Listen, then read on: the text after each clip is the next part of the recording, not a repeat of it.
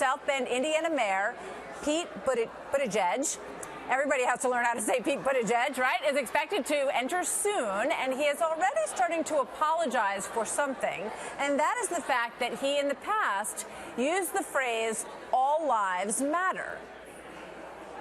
Unfortunately, it was not obvious to everybody that black lives were being valued the same. And so that is the contribution of Black Lives Matter, and it's a reason why, since learning about how that phrase was being used to push back on that activism, I've stopped using it in that context. All right, so joining me now, Charlie Hurt, Washington Times opinion editor, and Jehmu Greene, former candidate for chair of the DNC. Both are great. Fox News contributors. Jehmu, you have been around the party and working on bringing out the vote for your entire career. When you look at Pete Buttigieg, what do you make of his candidacy, and what do you make of his comment about all lives matter? Well, first of all, congrats on stumping the possible candidate with that question. That was fantastic, Martha. Look, I ran against Mayor Pete.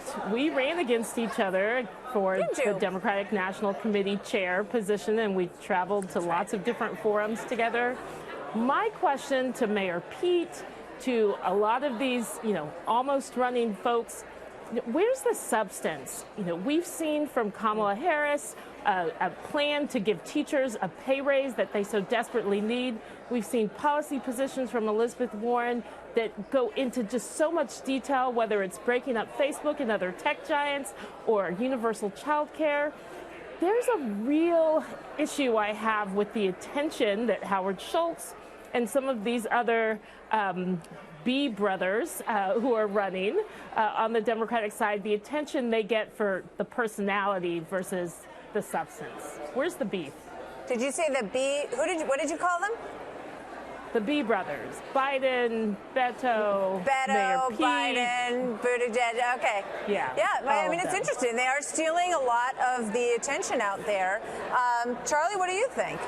Well, and of course, also, a good 50 to 60% of Democratic voters are behind Biden, two of the B brothers, Biden and Bernie Sanders, and of course, which is kind of strange when you consider, when you consider the fact that you're talking about two of the oldest people in the Democratic race. They've been around Washington for decades. They haven't fixed anything. In addition to that, you've got a party that is built on identity politics, and for two old white guys to be sort of collecting the lion's share of the support at the moment is trouble. But I tell you, Donald Trump looks at this field and he feels very confident because, he sees these Democrats, they're all falling over one another and trying to support things like open borders or reparations now, or, all of the live birth abortion, all of these crazy things that are really fringe of the fringe. And if he's going to go into battle for 2020, that's what he wants to be going up against. So he's feeling very confident right now. Well, interesting to note that Howard Schultz said tonight he was not in favor of third trimester abortion or reparations. So a lot of alternatives out there for people to think over. Yeah. On issues, to me, that was the most interesting thing out of that entire all of it was interesting, but to me that was the most important thing because, as Jehmu pointed out, it was about issues, and it was about issues that are important to most people. But you know what? When he said what will make news... Real quick, Jehmu, thank you.